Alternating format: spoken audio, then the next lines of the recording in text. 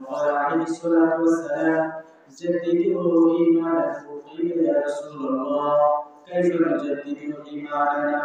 قال: أكثروا من قول لا إله إلا الله، لا إله إلا الله، لا إله إلا الله، لا إله إلا الله، لا إله لا إله إلا الله، لا إله إلا الله، سبحان الله، الحمد لله، لا إله إلا الله، سبحان الله، الحمد لله، لا إله إلا الله، لا إله إلا الله، محمد رسول الله।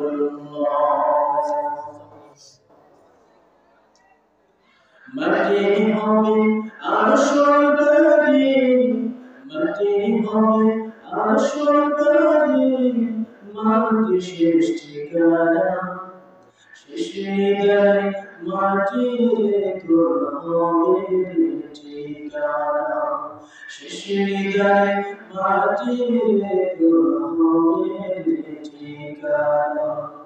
মাটি হবে আসল বাড়ি, মাটি হবে আসল বাড়ি, মাটি শেষ ঠিকানা, শেষ হৃদয় মাটির তোর হবে ঠিকানা।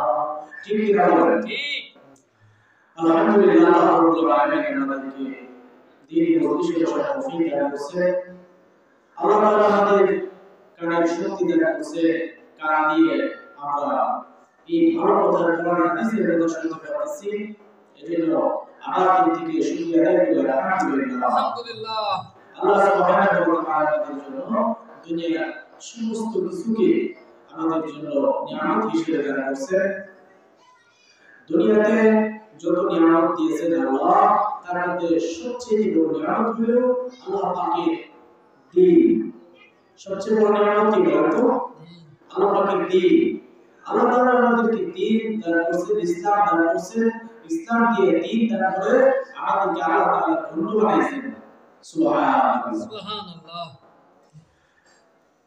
এক সাহাবী বলতেছেন, আল্লাহ সুবহানাহু ওয়া তাআলা তোমার জন্য ইসলামকে শক্তিশালী করেছেন, তোমার জন্য আল্লাহ রাব্বুল আলামিন ইসলামকে শক্তিশালী করেছেন। সাহাবী বলতেছেন, না, বরং আল্লাহ তাআলা আমাকে ইসলাম দিয়ে আমাকে ধন্য বানিয়ে দিয়েছে। সুবহানাল্লাহ। বুঝতে পারছেন? আমরা আল্লাহ রাব্বুল আলামিনের ইসলাম গ্রহণ করার কারণে আল্লাহ রাব্বুল আলামিনের ইসলাম শক্তিশালী হয় নাই, মজবুত হয় নাই, আল্লাহর ইসলামের দাম দামি হয় নাই, বরং আমরা ইসলাম আমরা গ্রহণ করার কারণে আমাদেরকে আল্লাহ তাআলা দামি বানিয়ে দিয়েছেন। সুবহানাল্লাহ।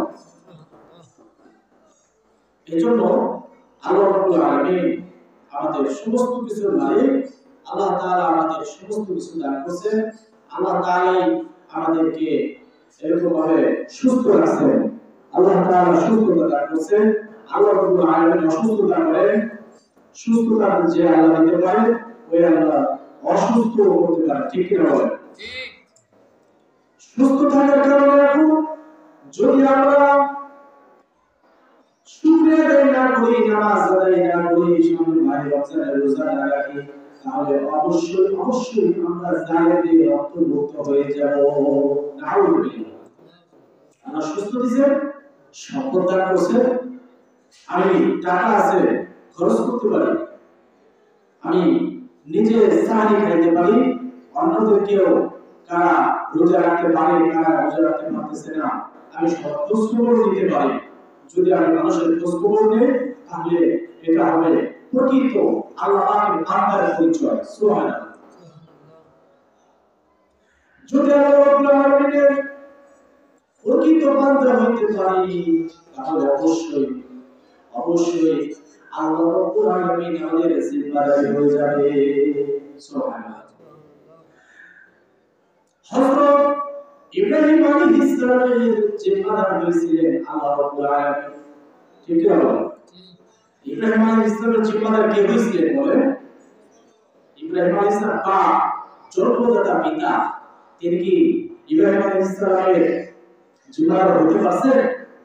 বলেন, হতে পারেন না। ইব্রাহিম আলাইহিস সালামের পিতার নাম আজর কুমার। উনি কি করছে? নবুয়ত যখন আগুন জ্বালাইছে জাতির পিতাকে পোড়ানোর জন্য, ইব্রাহিম আলাইহিস সালামকে পোড়ানোর জন্য, ইব্রাহিম আলাইহিস সালামকে পোড়ানোর জন্য এত কয়েক মাস পর্যন্ত আগুনকে জ্বালানো হয়েছে। ইব্রাহিম আলাইহিস সালামকে ওই আগুনের মধ্যে পোড়ানো হবে। বলেন নাউযু বিল্লাহ। তো ইব্রাহিম আলাইহিস সালামের জন্য একজন গার্জিয়ান যথেষ্ট হয়ে গেছে। একজন গার্জিয়ান আল্লাহ রাব্বুল আলামিন ছাড়া কেউ না। ইব্রাহিম আলাইহিস সালামের পিতা, তিনি ইব্রাহিম আলাইহিস সালামের বিরোধিতা করছেন। ঠিক কি বলেন? তো ইব্রাহিম আলাইহিস সালামের পিতা হওয়ার পরে জান্নাতে যেতে পারবে না। কারণ কি? ইব্রাহিম আলাইহিস সালামের পিতা আজর কুমার মূর্তি পূজা করত। ছেলে যে নবীকে কখনো সাপোর্ট করে নাই। নিজের সন্তান যে নবী, নিজের সন্তানকে সাপোর্ট করে নাই, নিজের সন্তানের দেখাশোনা করে নাই। ঠিক না বলেন? এই জন্য ইব্রাহিম আলাইহিস সালামের পিতা হলো জাহান্নামী। ইব্রাহিম আলাইহিস সালাম জাতির পিতা হলে কি হবে? মুসলিম জাতির পিতা হলে কি হবে? ইব্রাহিম আলাইহিস সালামের কোনো রকম কোনো ক্ষমতা নাই ইব্রাহিম আলাইহিস সালামের পিতাকে জান্নাতে নেওয়ার জন্য। ঠিক না? অন্যদিকে অপরদিকে আমাদের প্রিয় নবী হযরত মুহাম্মদ সাল্লাল্লাহু আলাইহি ওয়াসাল্লাম, নবী বলে কি হবে? তিনি তো সমস্ত আহলে বায়াতকে কাছেন এবং কি বলে দিয়েছেন, ফাতিমা রাদিয়াল্লাহু তাআলাকে বলেন তোমার পিতা নবী এইজন্য নাজাত পাবে না, জান্নাতে যেতে পারবে না। ঠিক কি না বলেন? হযরত হাসান হুসাইন রাদিয়াল্লাহু তাআলা তাদেরকে বলা হয়েছে তোমার নানা নবী এইজন্য কখনোই তোমরা জান্নাতে যেতে পারবে না।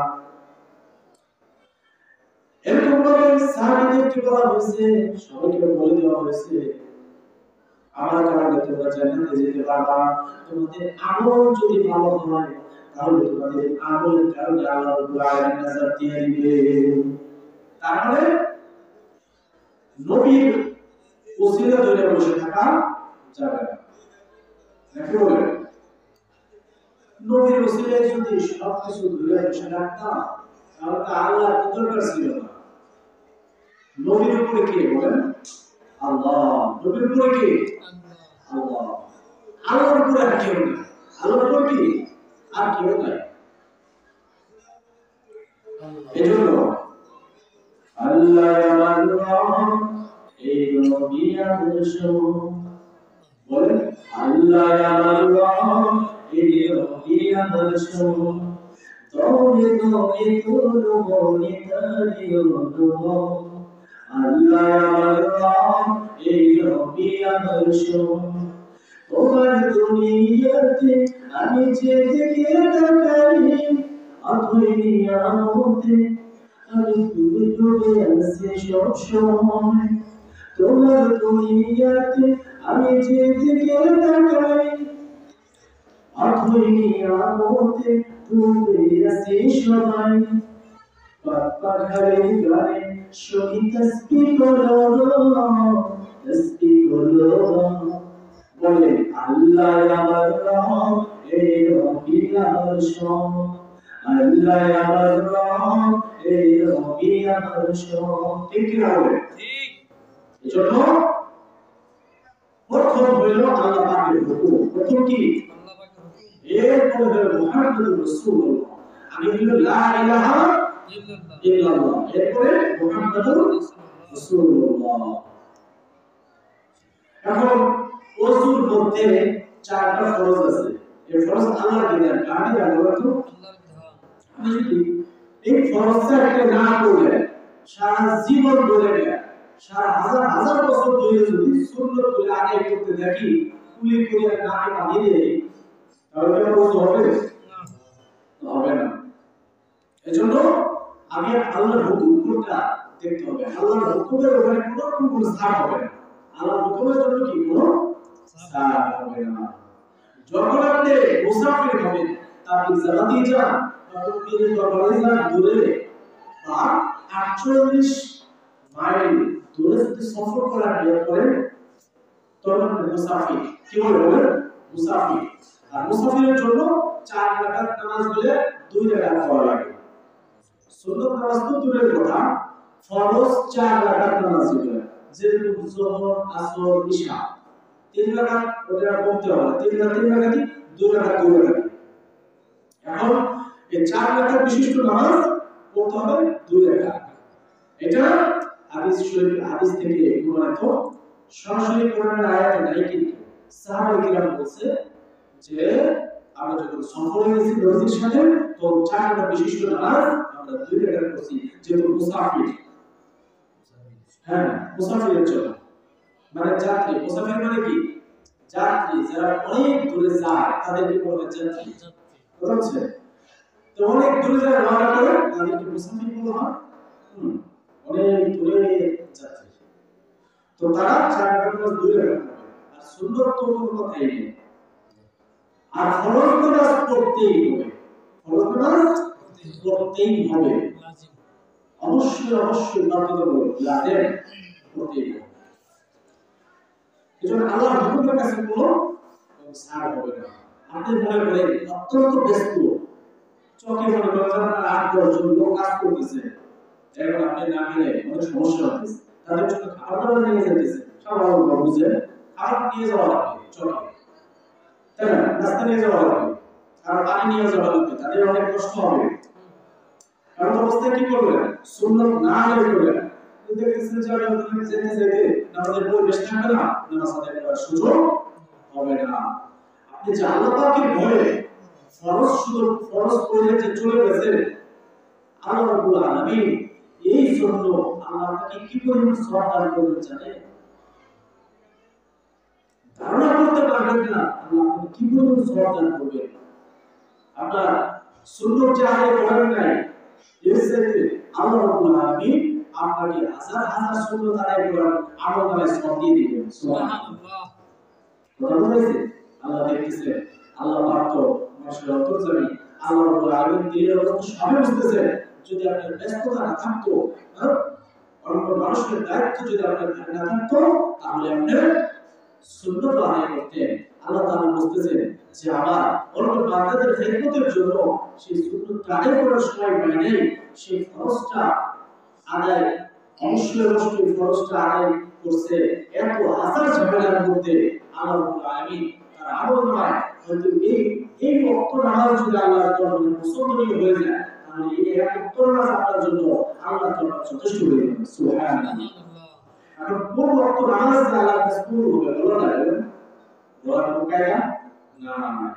হ্যাঁ, তো কোন নামাজ পড়া লাগে? দুনিয়াতে আমরা কেউ চাই আমাদের টাকা পয়সা সম্পদ করবো, দুনিয়াতে কেউ চায় না আমার সম্পদ টাকা পয়সা করবো, সবাই তো চায় আমার সম্পদ বৃদ্ধি পাক। 5 বিঘা জমি আছে, চেষ্টা করতে আছে আরো 5 বিঘা জমি কেমনে বৃদ্ধি পাবে।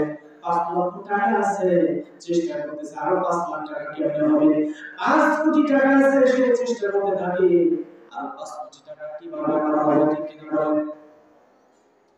এই জন্য সব সময় আমাদেরকে আল্লাহ রাব্বুল আলামিনের হুকুম, আল্লাহ রাব্বুল আলামিনের হুকুমের মধ্যে শান্তি। যখন যে ব্যক্তি আল্লাহ রাব্বুল আলামিনের হুকুমের মধ্যে থাকে, ওই ব্যক্তি কেন যেন আল্লাহ রাব্বুল আলামিনের জিম্মাদারিতে চলে যায়। সুবহানাল্লাহ।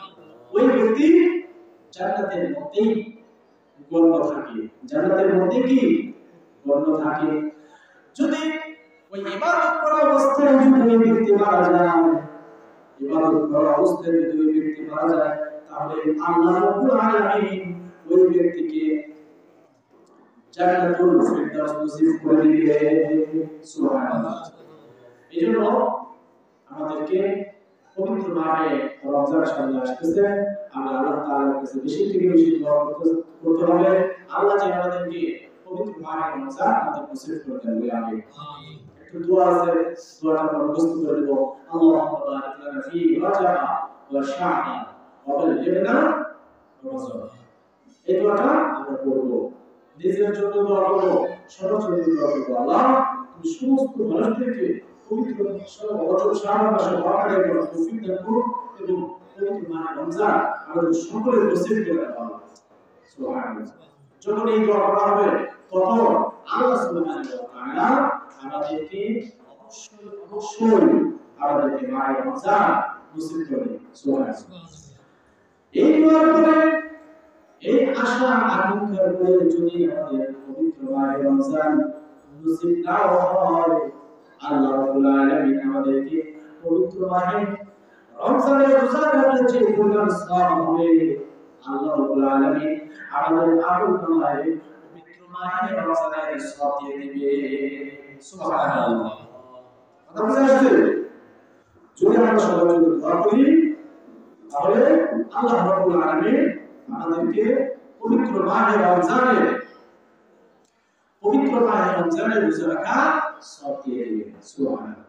আপনি যে সবার জন্য যে দোয়া করছেন, আল্লাহ সবাইকে তুমি পবিত্র মাহে রমজান নসিব করে দিবা। এই দোয়ার কারণে আল্লাহ তাআলা যত মানুষ রোজা রাখবে সমস্ত মানুষের কল্যাণ চাইছেন আপনি। যে সমস্ত মানুষ যদি রোজা রাখে তাহলে সবাই আল্লাহর কাছে সম্মানিত হয়ে যাবে, ওই ব্যক্তি জান্নাতি হয়ে যাবে। সুবহানাল্লাহ।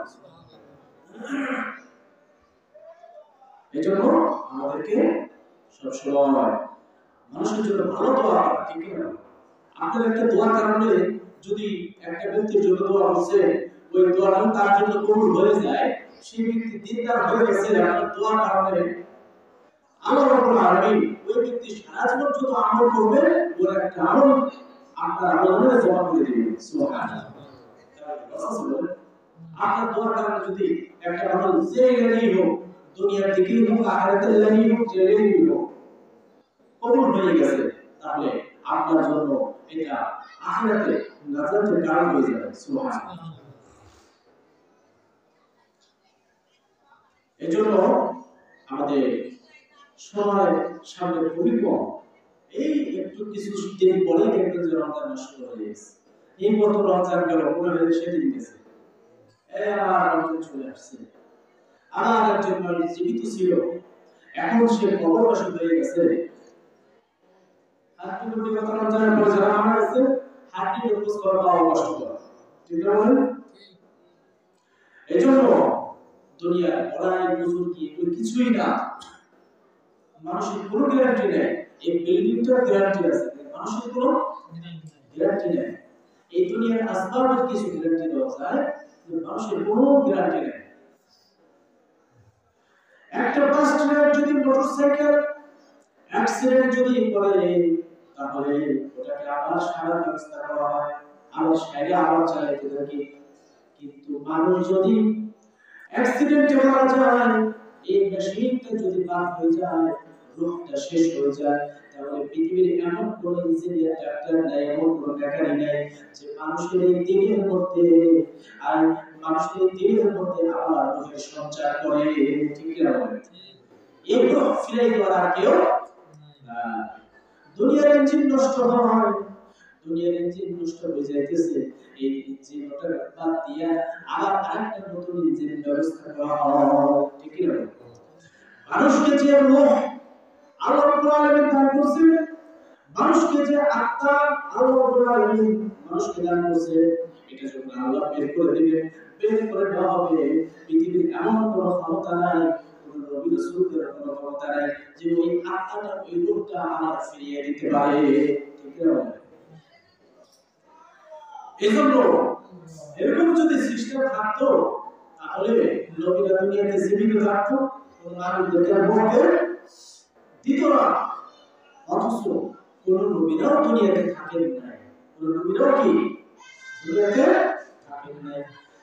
জিবরাইল আলাইহিস সালাম এসে আমাদের প্রিয় নবী সাল্লাল্লাহু আলাইহি ওয়াসাল্লামকে বলা হয়েছে, ইয়া রাসূলুল্লাহ, আল্লাহ আপনাকে দুইটা রাস্তা দিয়েছেন, আপনি যদি চান তাহলে আপনি দুনিয়াতে থাকতে পারবেন, কিন্তু কতদিন থাকবেন এরপরেও আমি আজকে আল্লাহ পাঠিয়ে দিবে। আর যদি আপনি চান আল্লাহ রাব্বুল আলামিনের সাথে সাক্ষাৎ করার জন্য, জিবরাইল আলাইহিস সালাম বলতেছেন, এখন হুজুর সাল্লাল্লাহু আলাইহি ওয়াসাল্লাম বলতেছেন, ভাই জিবরাইল, এখন যদি তুমি আমার রূহ কবজ না করো, এখন যদি আমার মৃত্যু শয্যায় শায়িত না হয়, এখন যদি তুমি আমাকে দুনিয়াতে রেখে যাও, তাহলে কি তুমি আমার দুনিয়াতে আসবে না? কি আমার মৃত্যু ঘটানোর জন্য তুমি কি আর দুনিয়াতে আসবে না? জিবরাইল আলাইহিস সালাম বলতেছেন, ইয়া রাসূলুল্লাহ, আপনি দুনিয়াতে যতদিন বেঁচে থাকেন না কেন, আপনাকে অবশ্যই মৃত্যু সাধন করতে হবে, আবার আসতে হবে আল্লাহর অর্ডারে। আল্লাহ রাব্বুল আলামিন আপনার সম্মানে অপশন দিয়ে দিয়েছেন, বিকল্প রাস্তা দিয়ে দিয়েছেন। আপনি যদি আরো থাকতে চান থাকতে পারবেন, কিন্তু মৃত্যুর হাত থেকে রেহাই পাবেন না। ঠিক কি না? ঠিক। হুজুর সাল্লাল্লাহু আলাইহি ওয়াসাল্লাম বলেন, জিবরাইল আলাইহিস সালাম বলেন, ইয়া রাসূলুল্লাহ, অথচ আপনার জন্য আল্লাহ রাব্বুল আলামিন অপেক্ষা করতেছেন, আপনার সাক্ষাতের জন্য আল্লাহ রাব্বুল আলামিন অপেক্ষা করতেছে। সুবহানাল্লাহ। চিন্তা আছে? হুজুর সাল্লাল্লাহু আলাইহি ওয়াসাল্লাম বললেন, ভাই জিবরাইল, তাহলে আমার জন্য ওইটাই শ্রেষ্ঠ, যারা মালিক আল্লাহ রাব্বুল আলামিন আমার জন্য অপেক্ষা করতেছে, এর থেকে আমার জন্য সৌভাগ্যের আর কিছুই হতে পারে না। সুবহানাল্লাহ। আমাকে নিয়ে যাও, মৃত্যু যাবে, আল্লাহর সাথে আমি সাক্ষাৎ করতে চাই। সুবহানাল্লাহ। এজন্য মুমিনের মৃত্যুটা হাদিয়া, তুহফাতুল মুমিনিল মাউত। মুমিনের মৃত্যুটা হলো হাদিয়া, উপহার। কথা বলছেন, মুমিন মুসলমান যে ইমানদার যে, তার জন্য মৃত্যুটা হলো হাদিয়া। মৃত্যুটা কি বলে? হাদিয়া। হাদিয়া। তারা আনন্দ করতে থাকে, এই কেমন ব্যাপার হয়, মৃত্যু আবার হাদিয়া হয় কেমন? আর কত সুন্দর স্বাস্থ্য চেহারা, দুনিয়ার সম্পদের বেলায় কত মালিক, এই সব কিছু ছেড়ে কেমনে যাবে, কেমনে যাবে দুনিয়া থেকে? সারা পৃথিবীর অপ্রতিদ্বন্দ্বী বাদশা ছিলেন বাদশা সিকান্দার, জুলকারনাইন আলাইহিস সালাম বলা হয়, এবং আরেকজনকে বলেন, আরেকজন হইলেন বাদশা সুলাইমান আলাইহিস সালাম। ঠিক কি না? সারা পৃথিবীর রাজত্ব ছিল তাদের, সারা পৃথিবীর রাজত্ব। ইন্তেকাল হয়েছে বলে, অবশ্যই ইন্তেকাল হয়েছে, আজরাইল আলাইহিস সালাম আসছে, কিন্তু এই কথা বলা হয়নি। আমাদের নবী সাল্লাল্লাহু আলাইহি ওয়াসাল্লামকে যে বলা হয়েছে, আপনি যদি থাকেন কিছুদিন থাকতে পারবেন, ইস্তেগফার থাকতে পারবেন, আবার আপনি আসতে হবে। ঠিক আছে? বাদশা সিকান্দার আলাইহিস সালামের একটা ঘটনা মনে পড়লো। বাদশা সিকান্দার আলাইহিস সালাম উনি বলতেছেন, ওনার উম্মতদেরকে বলতেছেন, ওনার জনগণদেরকে বলতেছেন যে আমার যখন মৃত্যু হয়ে যাবে, যখন আমার কাফনের কাপড় পরানো হবে, কাফনের কাপড় যখন পরানো হবে, তোমরা দুই হাত এই কাফনের কাপড়ের ভিতর দিয়ে বের করে দিও। এর কারণ কি? হযরত বাদশা সিকান্দার আলাইহিস সালাম, জুলকারনাইন আলাইহিস সালাম, তিনি বলতেছেন, আমি বাদশা সিকান্দার সারা পৃথিবীর বাদশাহী করছি, মৃত্যুর সময় আমি খালি হাতে যেতে হলো, দুনিয়ার কিছুই আমি দিয়ে যেতে পারলাম না। ঠিক কি না? খালি হাত দেখে সমস্ত মানুষ যেন টের পায়, বুঝতে পারে বাদশা সিকান্দার সারা দুনিয়ার বাদশাহী করা সত্ত্বেও খালি হাতে যাওয়া লাগছে। ঠিক কি না? কেমন ন্যায় করার বাদশা ছিলেন, চিন্তা করেন, ইমানদার বাদশা, এদেরকে বলা ন্যায় করার বাদশা। সুবহানাল্লাহ। এজন্য আমাদেরকে সব সময় চেষ্টা করতে হবে আমরা যেন আল্লাহ পাকের হুকুম, আমাদের প্রিয় রাসূলের সুন্নাত তরিকায় যেন থাকতে পারে, আর এই অবস্থায় যেন আসলে উপস্থিত হয়, আর এই অবস্থায় যেন আমরা দুনিয়া থেকে যেতে পারি আল্লাহ তাআলার সাক্ষাতে। দোয়া করতে হবে, হে আল্লাহ, পবিত্র মাহে রমজানে আমাদেরকে রোজা রাখা অবস্থায় মৃত্যু দিও কিনা বলেন? নাকি বাড়িতে টেলিভিশন চালিয়ে আছে এরকম দোয়া কেউ করে? কোনো পাগল হতে করবে না যে বাড়িতে যে টিভি আছে টিভি দেখতে দেখতে আমাদের মৃত্যু দিও, নাউজুবিল্লাহ, এরকম কেউ করবে না, পাগল করবে না, এরকম দোয়া তো করা যাবে না। ভালো দোয়া করতে হবে, ঠিক করে বলে আল্লাহ গুনাহ অবস্থায় যেন মৃত্যু না হয়, গুনাহ অবস্থায় যেন মৃত্যু না হয়, আমার শরীর নাপাক অবস্থায় যেন মৃত্যু না হয়, আমার শরীর পবিত্র অবস্থায় যেন না মৃত্যু হয়। কেবল গোসল করছে শরীর পবিত্র, আসলে মানুষ গোসল করে আসছে বাড়িতে শরীর পাক পবিত্র, নামাজ পড়তে যাবে এই অবস্থায় মারা গেছে, সুবহানাল্লাহ, পবিত্র অবস্থায় কি হলো? মারা গেল। তখন বলেছে নামাজ নিয়ে করছে, নামাজ তো পড়া ভালো না, তো নামাজের অবস্থা কি হবে?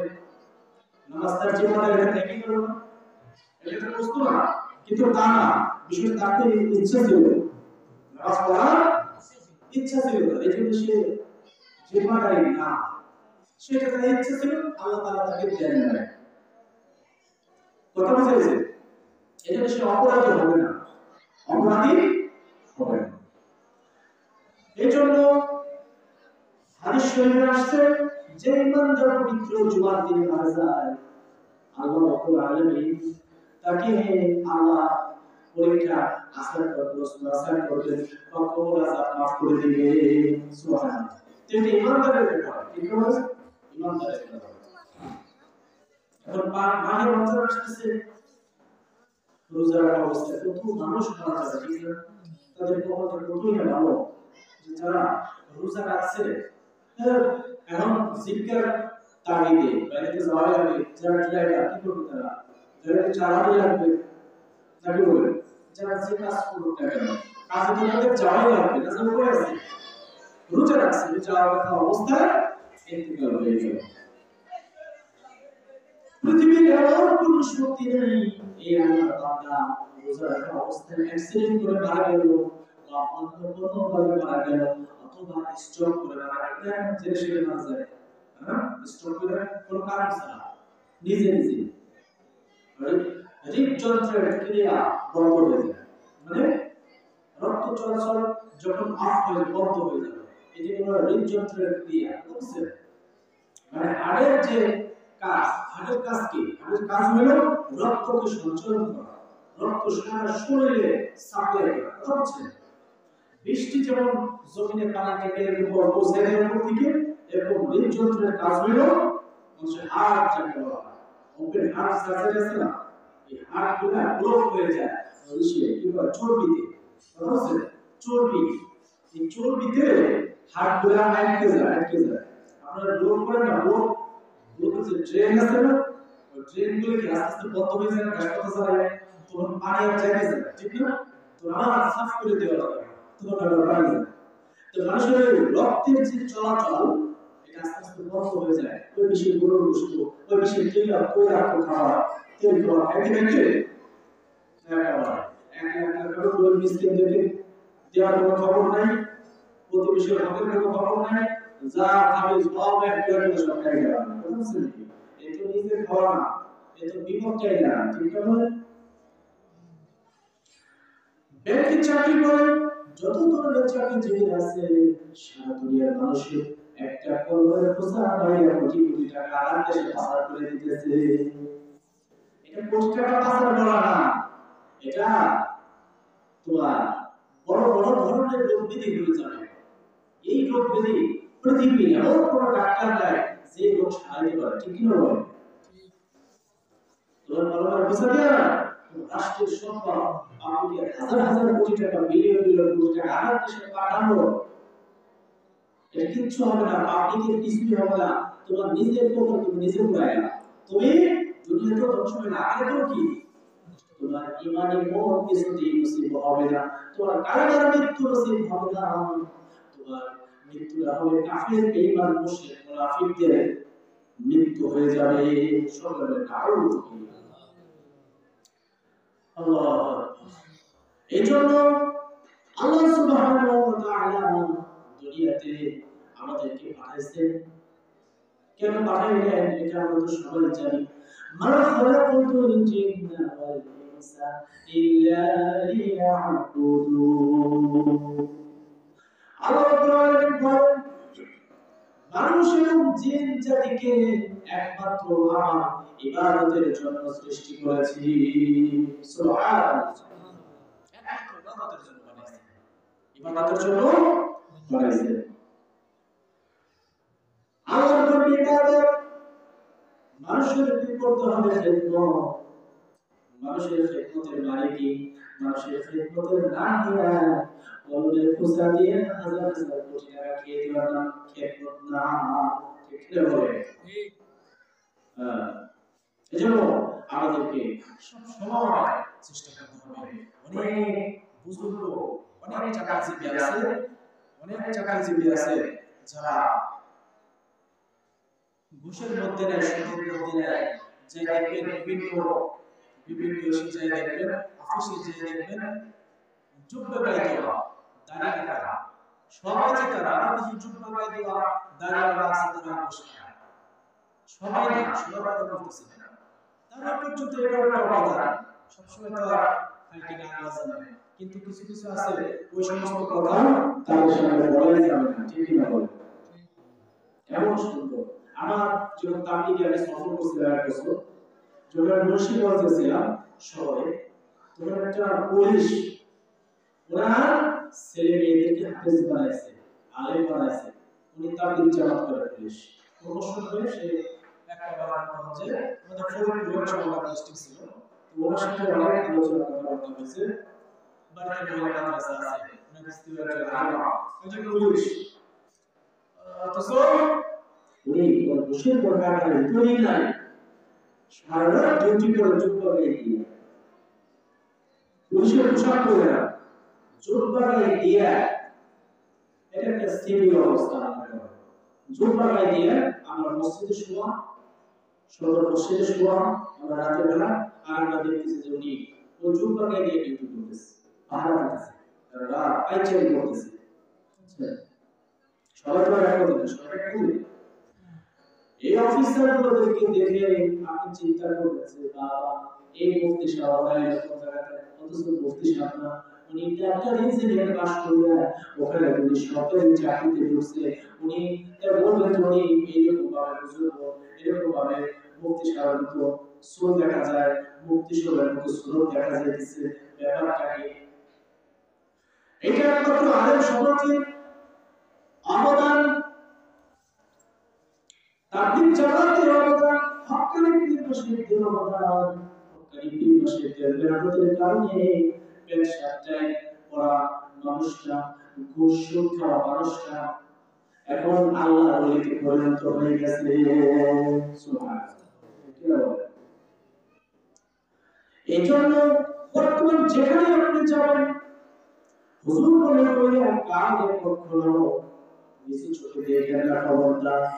এসপিডিসিরা পর্যন্ত পাঁচজারি চোপা সেই তারিখ মনে করবে যে দুইটা হারিমাহতি করে, এই চিন্তাটা মনে করে একটা খবরদার চ্যানেলিত খবর আছে।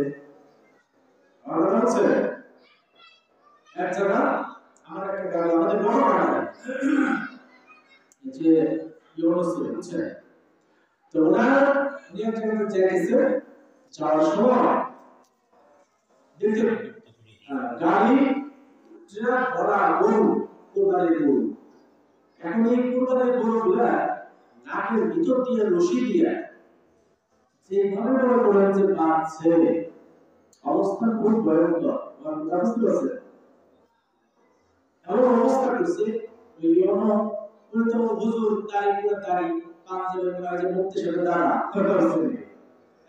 আপনি তো আর এই ব্যাপারে দাঁড়ানো তো বোঝে নেই, দাঁড়ানো না বোঝে নেই। এমন সত্য ব্যবহার আচার করছে, হুজুরের মধ্যে ব্যবহার করছে, হুজুর আপনারা কি জানেন এই সেই মানে গালি খাচ্ছি করছে। রাষ্ট্রীয়ভাবে এটা তো আছে, আপনি প্রশ্নগুলো ব্যবহার করতে হবে, শাস্তি দিয়ে আপনি গরু ব্যবসা করবেন, ব্যবসা করার জন্য না। সাথে সাথে তোর পরিষ্কার দিয়ে দিয়েছে, ঠিক আছে আপনার নাম কি? যখন একটা তো বাইরে দাঁড়িয়েছে, তবে দেখা চিন্তা করে হায় হায় লেখক বলতে বললাম মনে করছিলাম ও যাইতে তাই বললাম আমাদের বিপদ উনি নিজে আমাদেরকে গালি করেছে শুনেছে মানে ভাই না আপনারা নাকি আপনাদের স্বাধীনতা যা বলছে আমি কিছু মনে করি নেই এই জন্য দাঁড়িয়ে রাখি নেই এই জন্য মাথা টুকু এই জন্য চলবে না ছোট দিলে রাস্তা এটা আমার ব্যক্তিগত এটা আমার আখেরাতের কারণ কিন্তু রাষ্ট্রীয়ভাবে আপনারা অন্যায় করছেন এই পশুগুলোর উপরে নির্যাতন করে মামলা দিয়ে দিয়েছে এজন্য হুজুর পোশাকের সবাই করে হুজুর পোশাক কি এই পোশাকের সব জায়গায় করে অফিস আদালতে সব জায়গায় করে কিন্তু তারা মসজিদে ইমামতি করে হুজুর না তারা বলছে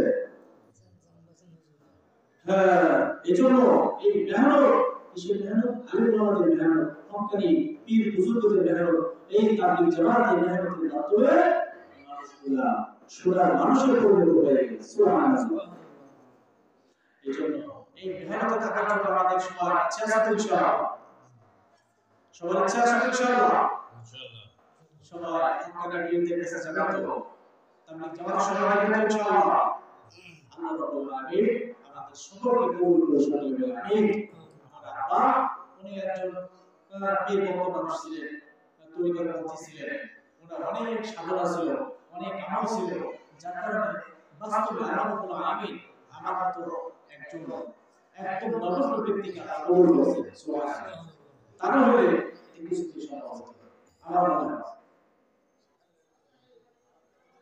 এজন্য আল্লাহ রাব্বুল আলামিন আমাদের সকলকে কবুল করুন এমনকি আমাদের ছেলে মেয়ে নাতি নাতনি সবাইকে যেন সুলার মানুষ বানাই দেন মানুষের মতো মানুষ বানাবো আল্লাহ রাব্বুল আলামিন তৌফিক দান করুন আল্লাহ তাআলা আমাদের সকলকে কবুল করুন সকলে বলি আমিন আমাদের দোয়া মিলাদ শুরু হয়ে যাবে এরপরে ইনশাআল্লাহ আমাদের জন্য খানার ব্যবস্থা আছে আমরা সকলে